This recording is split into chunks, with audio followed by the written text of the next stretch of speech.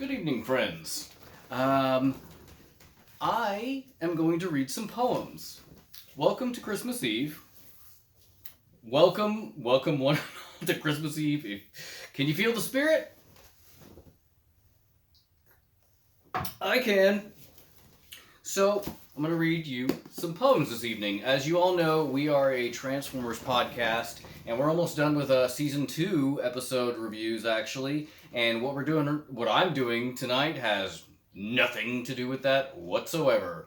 It's just a Christmas Eve thing. I wanted to come and talk to you guys. I guess maybe if you want to connect it, maybe there was a disappointing Christmas where someone who may or may not be talking to you was like, I'm going to go to bed, and it's Christmas Eve, and tomorrow I'm going to wake up, and there's definitely going to be that Optimus Prime that I asked for under the tree, and a person wakes up the next day and is like, oh, he rips open the package, and it's a GoBot. So, we're also doing this all in one take because I don't want to edit it, and I want to get it out to you guys tonight. So, here we go, and you're welcome. I have 2 poems to read to you tonight, one that is very well known, and another that I had never heard of until I decided to do this, and it's a doozy, so stick around for that madness. This first poem is clearly the most famous, and first published anonymously in 1823, but later attributed to Clement Clark Moore in 1837, which is questionable as to if he's even the author. According to Wikipedia, this poem is, quote, arguably the best known verses ever written by an American, unquote. Up until Norman Rockwell painted Santa Claus, this poem did the most to shape how we see Father Christmas today. Alright, here we go.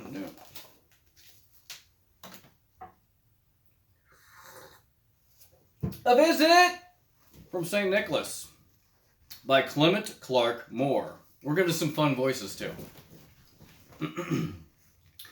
'Twas the night before Christmas, when all through the house not a creature was stirring, not even a mouse. The stockings were hung by the chimney with care, in hopes that St. Nicholas soon would be there.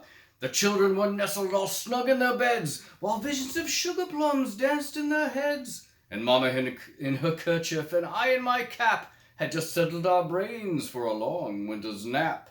When out on the lawn there arose such a clatter, I sprang from my bed to see what was the matter. Away to the window I flew like a flash, tore open the shutters and threw out the sash. The moon on the breast of the new-fallen snow gave a luster of midday to objects below. When what to my wondering eyes did appear but a miniature sleigh and 8 tiny reindeer. With a little old driver so lively and quick, I knew in a moment he must be Saint Nick. More rapid than eagles the coursers they came, as he whistled and shouted and called them by name. Now Dasher, now Dancer, now Prancer and Vixen, on Comet, on Cupid, on Donner and Blitzen, to the top of the porch, to the top of the wall. Now dash away, dash away, dash away all. As the leaves that before the wild hurricane fly, when they meet with an obstacle mount to the sky. So up to the housetop the coursers they flew, with a sleigh full of toys and St. Nicholas too. And then in a twinkling I heard on the roof the prancing and pawing of each tiny hoof. As I drew in my head and was turning around, down the chimney St. Nicholas came with a bound. He was dressed all in fur from his head to his foot, and his clothes were all tarnished with ashes and soot. A bundle of toys he had flung on his back, and he looked like a peddler just opening his pack. His eyes, how they twinkled, his dimples, how merry! His cheeks were like roses, his nose like a cherry. His droll little mouth was drawn up like a bow. Sounds like you want to fuck Santa. And the little beard on his chin was white as the snow. The stump of a pipe he held in his teeth, and the smoke it encircled his head like a wreath. He had a broad face and a little round belly that shook when he laughed like a bowl full of jelly. He was chubby and plump, a right jolly old elf, and I laughed when I saw him, in spite of myself. A wink of his eye and a twist of his head soon gave me to know I had nothing to dread. He spoke not a word, but went straight to his work, and filled all the stockings, then turned with a jerk, and laying his finger aside of his nose, nose, and giving a nod up the chimney he rose. He sprang to his sleigh, to his team gave a whistle, and away they all flew like the down of a thistle. But I heard him exclaim, ere he drove out of sight, Happy Christmas to all, and to all a good night. So that's the thing that happened. That was a poem. Did you like that? All right, on to our latter performance for the evening. Hunker down, everyone, because this poem is a hoot. Every stanza seems to be something like out of a serial killer diary. I read only to the third paragraph, and there are 8 because I wanted to keep it fresh for all of us. This is called Old Santa Claus with Much Delight, and it's an anonymous illustrated children's poem published in New York in 1821. It's the first publication and illustration to mention Santa's reindeer and a sleigh, as well as being the first to describe his arrival on Christmas Eve. So, from what I've read of this, I feel like I want to do this in an old prospector voice. So we'll see how this goes. Old Santa Claus with much delight, his reindeers drive this frosty night, o'er chimney tops and tracks of snow, to bring his yearly gifts to you. It's not really... That's a bad rhyme. The steady friend of virtuous youth, the friend of duty and of truth, each Christmas Eve he joins to come, where peace and love have made their home. So, okay.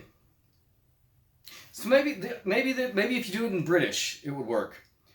The steady friend the steady friend of virtuous youth, the friend of duty and of truth. Each Christmas Eve he joys to come, where peace and love have made their home. Nope, the rhyme still doesn't work.